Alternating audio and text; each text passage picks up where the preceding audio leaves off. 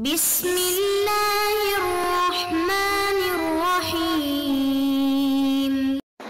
السلام علیکم ورحمۃ اللہ وبرکاتہ۔ عزیز طلباء، امید کرتا ہوں آپ خیریت سے ہوں گے انشاءاللہ۔ علم کلام کی اجمالی تاریخ کو آج ہم سبق نمبر 37 میں شروع کرنے جا رہے ہیں۔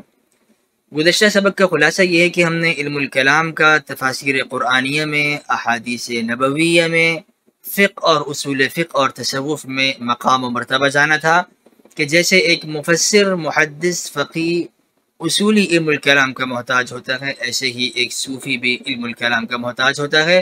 اسی لیے علم الکلام کو اشرف العلوم اور رئیس العلوم علامہ عبدالعزیز فرہاری صاحب نے نبراس میں قرار دیا ہے۔ آخر میں ہم نے علم کلام کے جواز اور حرمت پر مکالمے کو بھی پیش کیا تھا کہ مجوزین کے دلائل کیا ہیں اور حرمت کے دلائل کیا ہیں، اور حرمت کے دلائل کی توجیہ کیا کی جا سکتی ہے۔ آج کے سبق کے مندرجات کچھ یوں ہوں گے کہ علم کلام کا اجمالی جائزہ، اور اسی جائزے کے ضمن میں ابتدائی دور کے اختلافی مسائل اور متفرق مسائل کو بھی ہم دیکھیں گے، یعنی ابتدائی دور کے اہم مسائل اور اس کے علاوہ اور جو مسائل تھے جو گروہ بندی میں اپنا کردار ادا کر گئے، انہیں انشاءاللہ ہم دیکھیں گے۔ آئیے بڑھتے ہیں آج کے پہلے سوال کی طرف کہ علم کلام کا اجمالی جائزہ۔ فلسفہ اور علم الکلام میں حافظ طاہر اسلام صاحب لکھتے ہیں کہ علم کلام ترویج اور ترقی کے مختلف مراحل اور ادوار سے گزر کر مکمل ہوا۔ یہ مراحل بنیادی طور پر 5 ادوار پر مشتمل ہیں، جن کی ترتیب یہ ہے۔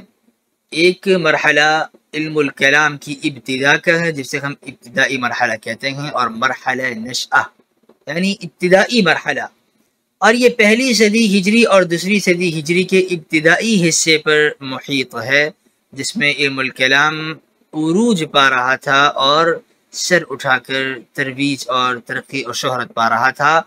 دوسرا مرحلہ اس کا تدوین اور فرقوں کے ظہور کا مرحلہ ہے، جس میں علم الکلام کو مختلف افکار کی روشنی میں مدون کیا گیا اور مختلف افکار سامنے آئے، مختلف فرقے ظاہر ہوئے۔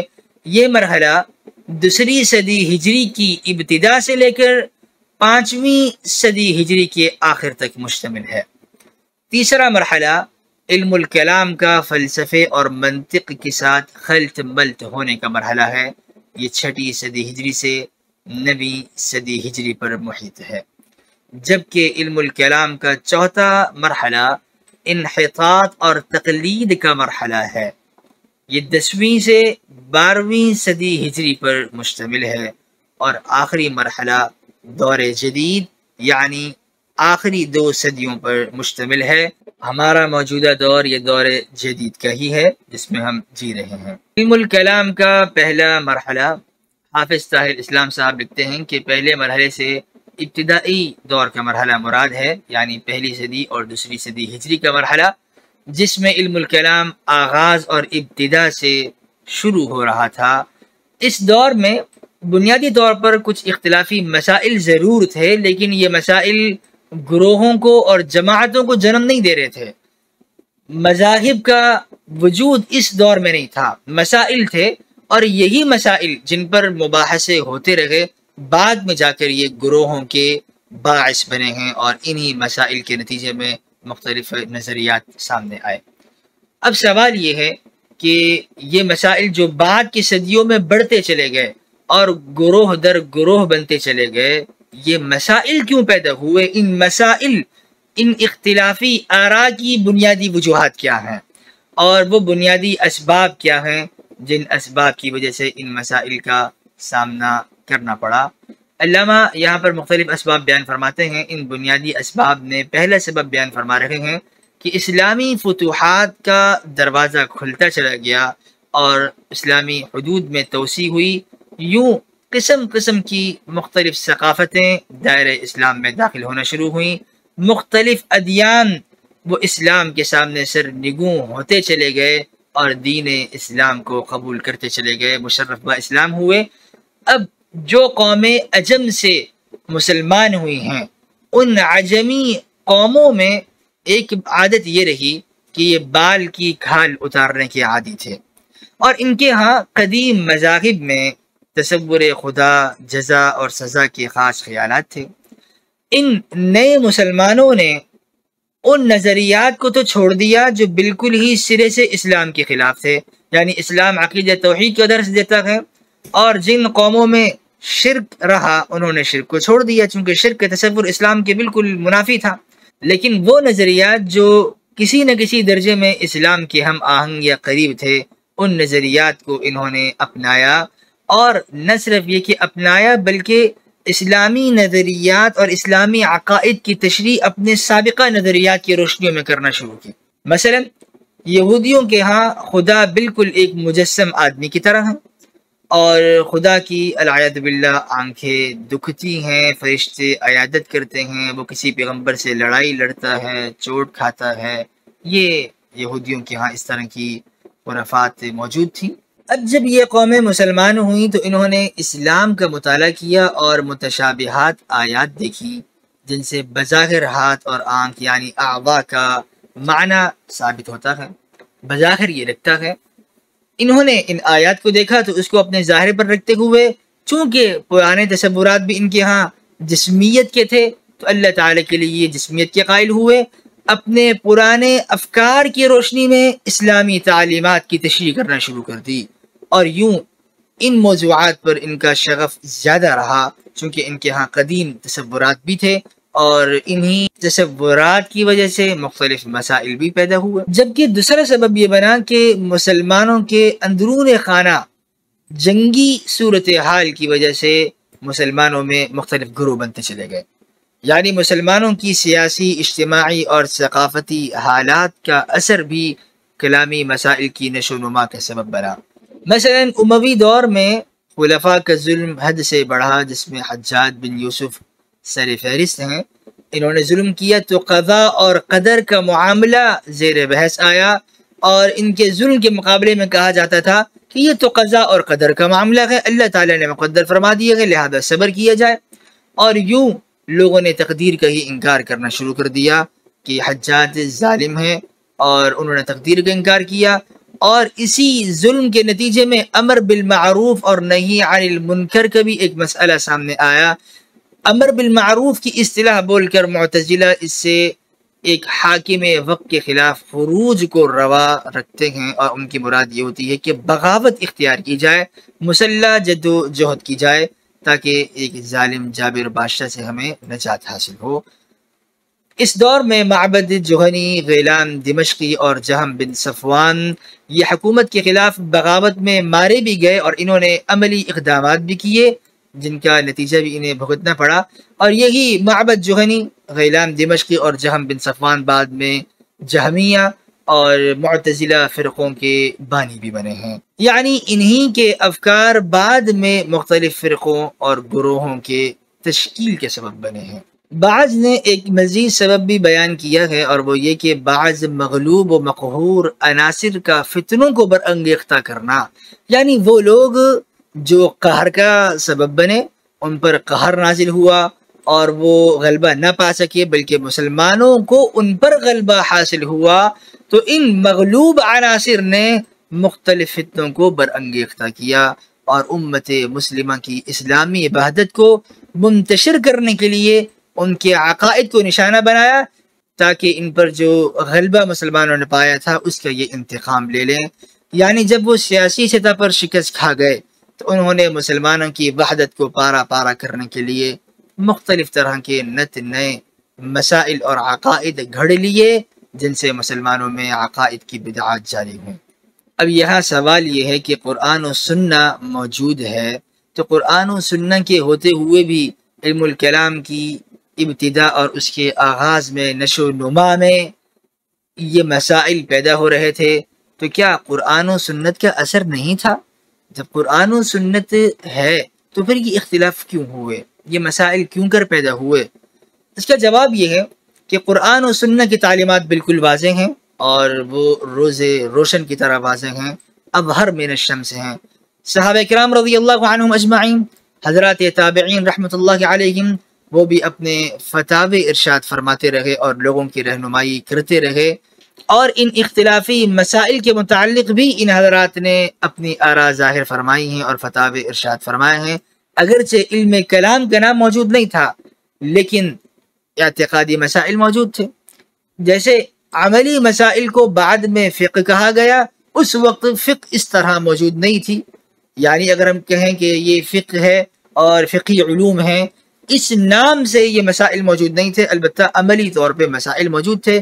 تو جیسے صحابہ کرام رضی اللہ عنہم اجمعین، حضرات تابعین رحمہ اللہ کے ہم فتاوی جات کو عملی مسائل میں پاتے ہیں، ایسے ہی اعتقادی مسائل میں بھی ان حضرات کے فتاوی موجود ہیں جو قرآن و سنہ کی تعلیمات سے مترشح ہیں اور استفادہ کر کے ان حضرات نے آگے امت کو پہنچائے ہیں۔ تو قرآن و سنہ موجود تھا، موجود ہے، صحابہ کرام رضی اللہ عنہم اجمعین کے فتاوی جات موجود تھے اور وہ رہنمائی کرتے رہے، لیکن جہاں کج روی ہو وہ یقیناً اختلاف کی طرف ہی جائے گا۔ جیسے ایک مکھی پورے باغ کو چھوڑ کر گندگی پر ہی بیٹھتی ہے، ایسے ہی فتنوں کو پیدا کرنے والے اور آگے لے کر چلنے والے وہ انہی مسائل کی طرف بڑھے ہیں، اور انہوں نے حضرات صحابہ کرام کے فتاوی جات کو بھی نظر انداز کیا۔ قرآن مجید کا ناقابل انکار اثر ہے اور یہ علم کلام پر ہر دور میں رہا، چاہے وہ علم کلام ابتدائی مراحل میں ہو یا بعد میں آنے والے دیگر مراحل میں ہو، اور یہ اثر کئی طرح سے ہے۔ قرآن مجید الوہیت، نبوت اور قیامت کے احوال کو ایسے دلائل اور براہین سے بیان کرتا ہے جو سلیم الفطرت اذہان کو ماننے پر مجبور کر دیتے ہیں۔ یعنی یہ دلائل عقل سلیمہ کو مجبور کر دیتا ہے کہ وہ عقل گھٹنے ٹیک دے اور سر تسلیم خم کر دے۔ قرآن مجید نہ صرف عقائد حقہ کو ثابت کرتا ہے بلکہ باطل فرقوں جیسے دہریت اور بت پرست یہود و نصارہ کے عقائد، ان پر بھی بھرپور رد کرتا ہے تاکہ صحیح دینی عقیدہ ممتاز ہو جائے اور اس میں کوئی شک و شبہ نہ رہے۔ قرآن مجید نے عقل و فکر کو جکڑ بندیوں سے اور بیڑیوں سے آزاد کر دیا تاکہ عقل حریت کے ساتھ سوچے، اور عقل کو دعوت فکر دی تاکہ ایک مومن کا ایمان دلائل کی بنیاد پر ایمان یقینی ہو جائے اور وہ تمام طرح کی شکوک اور شبہات سے آزادی حاصل کر لے۔ قرآن مجید آیات قرآنیہ کو محکم اور متشابہ میں تقسیم کرتا ہے۔ اختلافی گروہ متشابہ میں پڑ گئے، جبکہ اللہ سبحانہ و تعالیٰ فرماتے ہیں کہ متشابہ میں وہی لوگ پڑھتے ہیں جن کے دل میں کج روی ہوتی ہے، اور یہی سے اختلاف بھی امت میں آیا۔ اور قرآن کریم نے اعتقادی مسائل کو عقلی دلائل سے ثابت کیا۔ اس کی چند مثالیں حافظ طاہر اسلام صاحب بیان فرماتے ہیں۔ اعوذ باللہ من الشیطان الرجیم، اے لوگو اپنے رب کی عبادت کرو، وہ رب جس نے تمہیں پیدا کیا، والذین من قبلکم، اور انہیں پیدا کیا جو تم سے پہلے تھے تاکہ تم تقوی اختیار کرنے والے بن جاؤ۔ الذی جعل لکم الارض فراشا، وہ رب جس نے تمہارے لیے زمین کو بچھونا بنایا، آسمان کو چھت بنایا، آسمان سے بارش کا پانی برسایا، فاخرج به من الثمرات رزقا لکم، اور اس پانی سے تمہارے لیے میوہ جات تمہارے کھانے کے لیے اللہ تعالیٰ نے مختلف طرح کی چیزیں پیدا کی ہیں اور پھل برآمد کیے ہیں۔ اللہ سبحانہ و تعالیٰ انسان کو دعوت دے رہے ہیں کہ عقل سے وہ سمجھ جائے کہ اس کا کوئی رب ہے، کوئی خالق ہے، اور جو یہ سارے کام کرتا ہے، انسان کو تخلیق فرماتا ہے اور زمین کو بچھونا بناتا ہے، آسمان کو چھت بناتا ہے، اسی رب کی عبادت کرنی چاہیے۔ نبوت کے اس بات کے لیے قرآن کریم نے کہا وَكَذَلِكَ أَوْحَيْنَا إِلَيْكَ رُوحًا مِّنْ أَمْرِنَا، ہم اپنے حکم سے آپ کی طرف ایک روح کو نازل فرماتے ہیں۔ مَا كُنْتَ تَدْرِي مَا الْكِتَابُ، اے محمد صلی اللہ علیہ وسلم آپ نہیں جانتے تھے کہ کتاب کیا ہے، اور نہ ہی آپ جانتے تھے کہ ایمان کیا ہے۔ وَلَكِنْ جَعَلْنَاهُ نُورًا نَهْدِي بِهِ مَن نَّشَاءُ مِنْ عِبَادِنَا، لیکن ہم نے اس روح کو نور بنا دیا، اور اس نور سے، اس روح سے جسے ہم چاہتے ہیں ہدایت دیتے ہیں اپنے بندوں میں سے۔ وَإِنَّكَ لَتَهْدِي إِلَى صِرَاطٍ مُسْتَقِيمٍ، اور آپ سیدھی راہ کی طرف رہنمائی فرما رہے ہیں، لوگوں کو سیدھی راہ دکھا رہے ہیں۔ مرنے کے بعد دوبارہ اٹھائے جانے پر قرآن کریم نے عقلی انداز سے اس بات کیا ہے۔ قرآن کہتا ہے قل، اے محمد صلی اللہ علیہ وسلم آپ کہہ دیجئے یحییھا الذی انشأھا اول مرہ، وہی اللہ دوبارہ زندگی بخشے گا جس نے پہلی مرتبہ تخلیق فرمایا ہے۔ پہلی بار پیدا کرنا اور بنانا مشکل ہوتا ہے، ایک بار بنانے کے بعد دوبارہ بنانا تو آسان ہوتا ہے۔ اللہ کے لیے تو کوئی مشکل نہیں تھا، نہ پہلی بار نہ دوسری بار۔ یہ انسان کے لیے ہے کہ جس اللہ نے پہلی بار بنایا وہ دوسری بار بھی بنا دے گا، لہذا مرنے کے بعد دوبارہ اٹھانا اللہ کے لیے کون سے کوئی مشکل ہے۔ اللہ تعالیٰ دوبارہ زندگی بخشے گا۔ وَهُوَ بِكُلِّ خَلْقٍ عَلِيمٌ، اور وہ ہر تخلیق کے کام کو جانتا ہے۔ الَّذِي جَعَلَ لَكُم مِّنَ الشَّجَرِ الْأَخْضَرِ، وہ تو ہرے درخت سے نکالتا ہے، پیدا کرتا ہے، بناتا ہے نارن، آگ، فَإِذَا أَنْتُمْ بِهِ تُوقِدُونَ، جس سے تم اپنے چولہے روشن کرتے ہو۔ اللہ سبحانہ وتعالیٰ نے آیات قرآنیہ مختلف جگہوں پر عقلی انداز سے بیان فرمائی ہیں تاکہ انسان عقلی استدلال کی راہیں سمجھ جائے اور وہ نتائج کو اخذ کر سکے۔ خلاصہ درس، علم کلام کے 5 مختلف ادوار ہیں جن میں سے ہم نے پہلے مرحلے کی ابتدا کر دی، اور پہلا دور پہلی اور دوسری صدی ہجری پر مشتمل ہے، جبکہ پہلے دور میں اسلامی فتوحات کا دروازہ کھلنے کی وجہ سے، مختلف ثقافتوں کے نئے افکار سے تصادم ہونے کی وجہ سے اسلام میں مختلف طرح کی سوچ در آئی جس نے اسلامی عقائد کو مشکوک اور مشتبہ کرنے کی بھرپور کوشش بھی کی۔ مسلمان امراء کے سیاسی جمیلوں سے بھی کلامی مسائل کو کافی فروغ حاصل ہوا۔ آئندہ درس کے مندرجات، آئندہ درس میں ہم پہلے دور کے اختلافی اور بنیادی مسائل کو دیکھیں گے اور علم کلام کے دوسرے مرحلے کو بھی انشاءاللہ دیکھیں گے جو کہ تدوین کلام اور فرقوں کے ظہور کا مرحلہ ہے۔ والسلام علیکم ورحمۃ اللہ وبرکاتہ۔